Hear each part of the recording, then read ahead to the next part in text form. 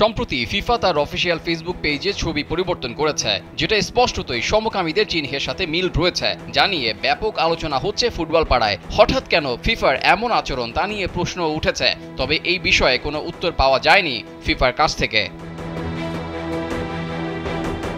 কাতার বিশ্বকাপে ফিফা সমকামী দর্শকদের প্রতি সহনশীল ছিল, তবে আরব দেশটা আয়োজক হওয়ায় প্রকাশ্যে সেখানে কেউ এমন কর্মকাণ্ড করার সাহস কিংবা সুযোগ পায়নি।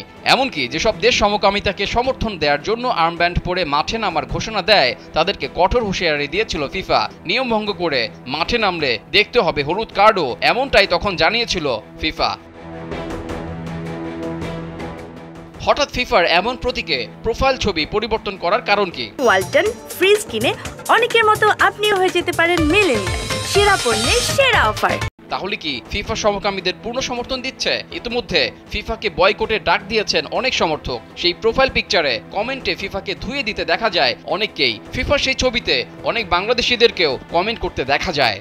ফিফা যদিও সারা পৃথিবীর ফুটবল নিয়ন্ত্রক, কিন্তু ফিফাকে নিয়ন্ত্রণ করে পশ্চিমা বিশ্ব তথা ইউরোপ। ইউরোপের কাছে সমকামিতা একটি বৈধ মানবাধিকার বিষয়, কিন্তু ইসলামের সাথে পশ্চিমাদের দ্বন্দ্ব এখানেই। ইসলামে যা অবৈধ, পশ্চিমাদের কাছে তা বৈধ, কিন্তু পশ্চিমারা সেই অবৈধতা জোর করে হলেও সারা বিশ্বকে গিলাতে চায়। কিন্তু ইসলাম তার মধ্যে দেয়াল হয়ে দাঁড়ায়। ইসলাম সুন্দর সুষ্ঠু পৃথিবী গঠনে ইসলামের ভূমিকা সবচেয়ে এগিয়ে।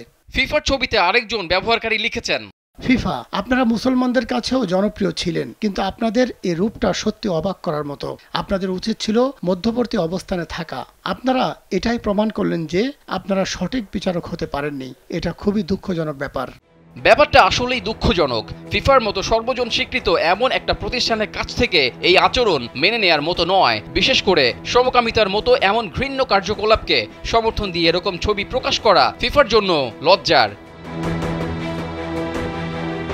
কেন এমন ছবি প্রকাশ করলো ফিফা, তার ব্যাখ্যা কিংবা বিশ্লেষণ ফিফার কেউ এখন পর্যন্ত দেননি। তবে এটা নিশ্চিত যে এমন ছবি অবশ্যই সমকামিতাকে নির্দেশ করে, যে কারণে ইতিমধ্যেই ফিফা তাদের সমর্থন হারাতে শুরু করেছে, বিশেষ করে মুসলিম বিশ্বে।